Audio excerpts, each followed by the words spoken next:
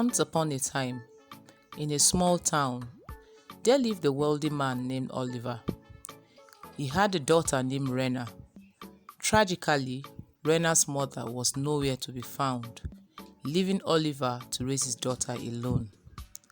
Despite Rena's persistent inquiry about her mother, Oliver would tell her, "The time is not yet right, my dear." Feeling the absence of a motherly figure in Rena's life, Oliver decided to remarry. He chose Stella, a widow who had two children slightly older than Rena. She had a boy and a girl. Stella, aware of Oliver's wealth, initially presented herself as a kind and loving mother, showering Rena with affection and love. The opulence of her new life with Oliver seemed to be a blessing from the gods.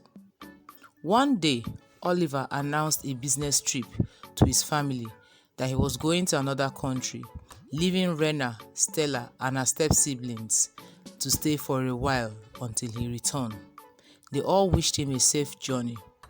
However, devastating news soon arrived, saying that Oliver's ship had met with an accident and he drowned in the vast oceans. Divers and swimmers managed to save some of the passengers, but Oliver's body was nowhere to be found. Rena's world crumbled, and months passed with her heart heavy with grief. With Rena's father Oliver gone, Rena found herself at the mercy of a wicked stepmother. Stella's true nature emerged, and she made life unbearable for Rena because she was now responsible for herself, her children, and also for that of Rena. Stella made Rena do all the house chores, to mop, to clean the whole house, wash the plates, cook, do the laundry, and more. Thereafter, she withdrew Rena from school, sending her off to a poor cobbler shop to learn the trade, while her own children enjoyed the privilege of a good education. Rena was forced to do endless house chores, often going hungry while her step-siblings played and rested. As Rena endured the harsh treatment and mega meals, she clung to the memory of her father's love and the hope of a better future. Whenever she thought of her father, she would smile and be happy for a moment. One day, while she toiled away at the cobbler's shop, a mysterious old woman entered. Sensing Rena's anguish, the old woman asked Rena to fix her tattered shoe in exchange for a special gift for Christmas. Rena took a look at this woman and saying, "Well, I have nothing to lose," and agreed to do it. When Rena finished repairing the old woman's shoe, the woman transformed Rena's worn-out sandal into a dazzling magical pair. And she said, "These magical sandals will carry you through the toughest times. Always wear them. They will only come alive when you want to grant a wish." After saying these words, the old woman disappeared, leaving Rena surprised. Rena's first wish, made in desperate hunger, led the magical sandal to bring her bountiful source of food. This made Rena so happy. Now she did not need to go hungry for days without food. Rena ate to her fill, and then she went about her chores and the day's activity, looking very happy and contented. She always wore her sandals, but it turned into something else when she needed it. Stella was confused and wondered why Rena looked so happy and less sad these days, so she decided to punish Rena just to see her cry. She planned with some bad men to kidnap Rena and sell her off as a slave. So, one fateful day, she sent Rena on an errand in the dark. On her way, Rena was hit on the head and she passed out. When she woke up, she saw she was in a boat in the middle of a sea. She heard how these men were discussing about Stella, her stepmom, and how she had paid them to kidnap her and sell her off as a slave. Rena cried silently, wondering why Stella, her stepmother, hated her this much. These men were off to the next town to sell her off as a slave. Rena was so afraid, and then she remembered the magical sandals she was wearing. Then she made a wish to be rescued. Then, Thunder and lightning struck, and there was a huge storm. The boat capsized, and Rena was thrown off into the water. A few moments later, a kind fisherman saved her and wrapped her up in a thick blanket near a fire. Rena was grateful.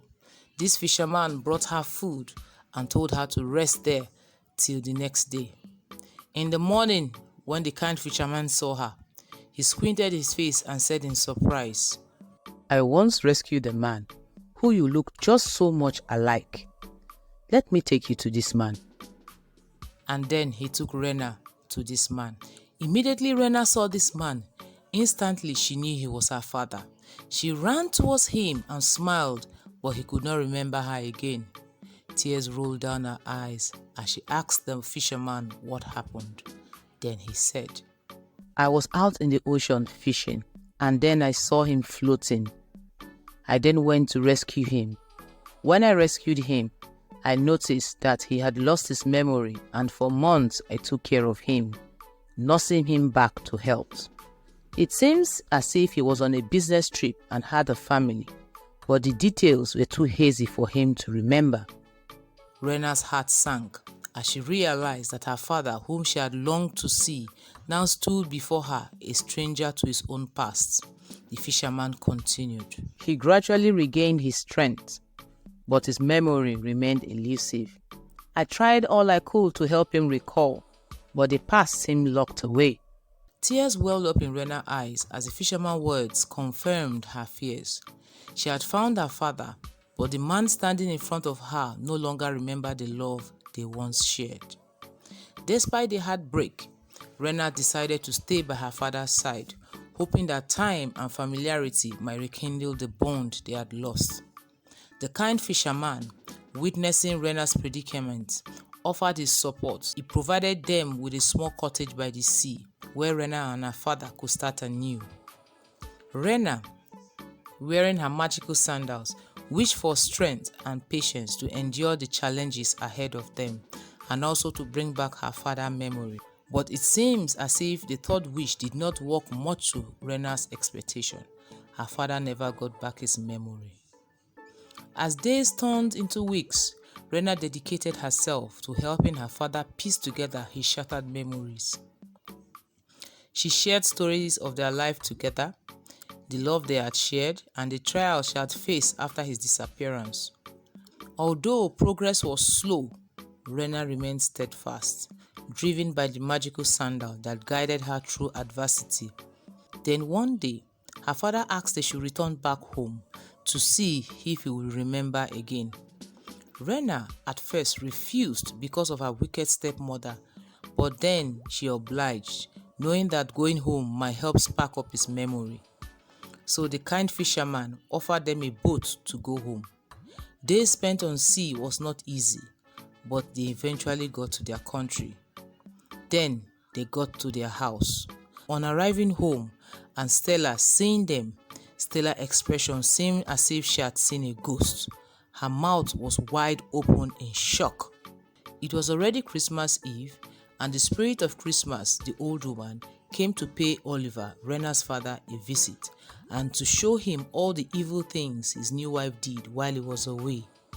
And then, on seeing this, he became very angry at his wife. And then, on Christmas Day, he regained his full memory back. Rena was overjoyed that her father was back, and her father thanked her for taking good care of him and wondering how she endured his wicked wife.